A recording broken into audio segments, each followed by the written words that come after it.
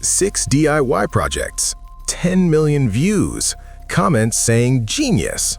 Problem is, physics never got the memo. And sometimes safety took a day off too. Let's check this out. First up, we've got a truly monumental build. You guys asked me to break this down in the comments, so here we go. This guy with solid skills built a wind turbine from square tubing, PVC, and 2 washing machine motors. The metalwork alone gets a thumbs up from me, no question. But as always, there are a couple of issues. Alright, first, that tail. Lots of people in the comments laughing, why does a vertical wind turbine need a weather vane? It catches wind from any direction anyway. Usually, yeah, that's the whole point of vertical turbines, but this is a special case. Look closer. There's a V-shaped shield up front. That's a deflector. Vertical rotors have a problem. Wind pushes on both the blade doing useful work and the blade moving against the flow. That creates parasitic drag. This shield blocks the parasitic zone and redirects accelerated airflow straight onto the working blades, actually boosts efficiency. So the tail here isn't some rudder on a train, it's a required part of the aiming system. Interesting solution, the homemade slip ring mechanism. Though I'd definitely add some weatherproofing with a shroud. But what I'd absolutely replace? The blades. Outdoors you need UV-resistant material. PVC pipe is not gonna like that. Cherry on top? The electronics. You've got to be kidding me. He put a charge controller for solar panels on a wind turbine. How this blue box works? Battery hits 100%, it opens the circuit. For solar, that's fine. But a wind turbine loses electromagnetic braking when you disconnect the load, and in strong wind, it can go into uncontrolled runaway. It's like taking the brakes off a bike going downhill. I'd rip that solar controller out and install a proper wind one with dump load to a heating element. Battery's full, current goes to the heating element, which could heat an outdoor shower, and the generator acts as a brake for the blades. Overall, at least this one actually works. That's rare around here. If the last guy understands aerodynamics, our next hero decided physics ends at the bathroom door. Basement plumber and his toilet unclogger. Piece of washing machine hose, plastic bottle taped on with electrical tape. Dump in baking soda, pour vinegar, wait for a miracle. But naturally, nothing happens. Why this won't clear jack? When baking soda reacts with vinegar, you mainly get water, carbon dioxide, and salt. Basically, the vinegar just neutralizes the baking soda. Since we've got a blockage below and a leaky bottle above, the gas obviously takes the path of least resistance, upward. If the guy expected gas to blast through the clog, that's not happening. Same story with any chemical action. A regular old-school plunger creates a sharp pressure differential and fluid pulsation that mechanically shakes apart and destroys the clog. This? Just a foam party for a pretty shot. Oh wait, forgot about the hose itself. Toilets have a P-trap with a bend. Start shoving that soft corrugated hose in there, it'll just accordion up and obviously never reach the blockage. If there's no cleanout access or stack access with a serious clog and no specialized equipment, you're pulling the toilet and clearing it with a proper auger. That's the brutal truth. Next up, hardcore DIY from scrap metal, an electric trench digger. Right off the bat, this guy's a legend. Ingenuity at 200%. Powerful induction motor, jack frame, chain, teeth cut from an old shovel, and auto feed from a wiper motor. Looks brutal. Alright, that's the honey. Now here's the tar. Let's dissect the fatal flaws of this Frankenstein. Flaw 1. He hammers the sprocket onto the shaft and just welds it. Keyway? Shear pin? Nope, never heard of it. Factory equipment always has a shear bolt or friction clutch. Why?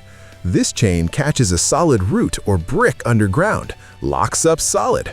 But the rotor keeps spinning, and that impact won't be gentle. Here's what I'd do. The shaft has a slot. Mount a flange with a key. Weld a mating flange to the sprocket. Bolt them together with a soft steel bolt. Hits an obstruction? Bolt shears. Chain's intact. Motor buzzes away unloaded. Swap the bolt in 1 minute and keep going. Flaw 2.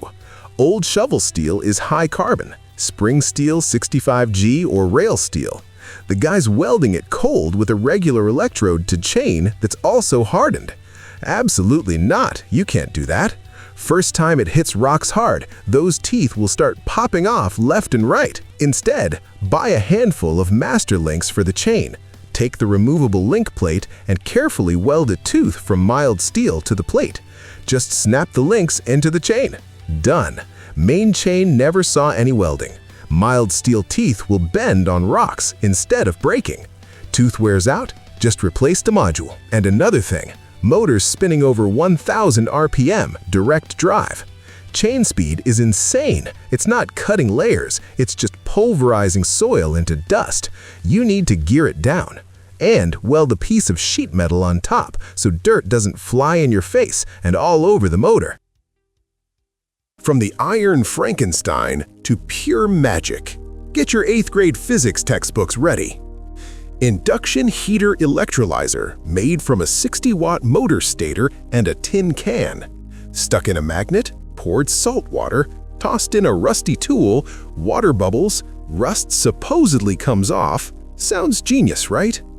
Now watch closely. This is complete BS. For effective induction heating of thin metal in your garage, you need high frequencies from 20 kilohertz. At 50 Hz from the wall outlet, without a powerful transformer and magnetic core, you're getting squat. Rust removal with a magnet in an alternating field? That's a circus. Electrolysis works on DC, and the part must be connected to negative with a wire.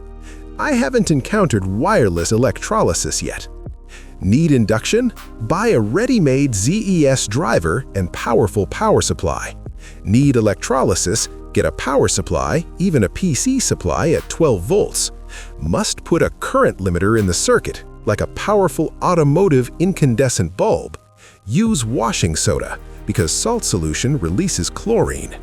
Negative to the part, positive to a sacrificial anode, and everything works properly, no fairy tales. Nice try. Physics still wins.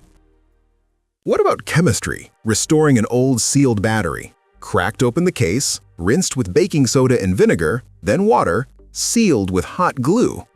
Works? Sort of, but only at first glance.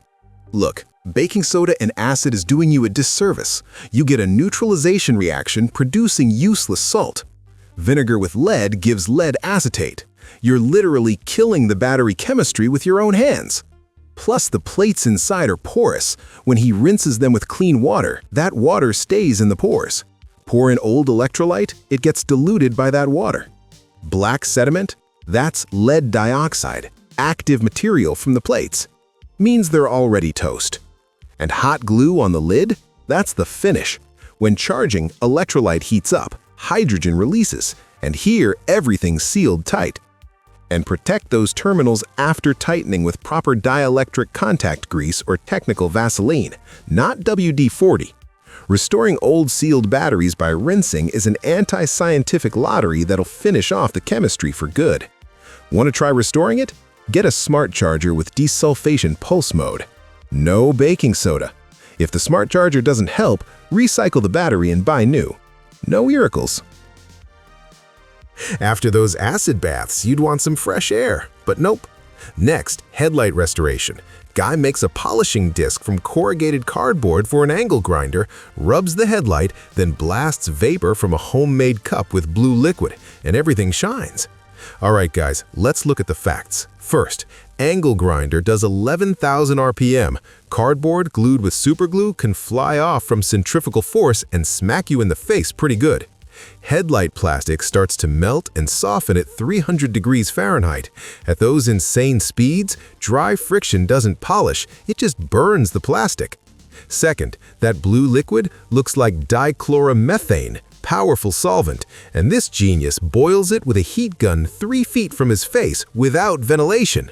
That vapor just chemically melts the top layer. It won't fill deep scratches from the cardboard.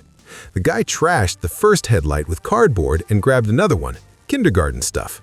This only works with wet sanding by hand through a soft block, or at most with a DA sander, decreasing grit, no angle grinders. Then, degreased, must wear a proper respirator and spray with clear coat outdoors or in a booth with strong ventilation. Done. Clear coat fills micro scratches and provides UV protection. So there you have it, folks. Use your brain and keep your fingers. Write in the comments or Telegram what to check next time. Subscribe so you don't miss the breakdown, and thumbs up. Good luck and stay safe.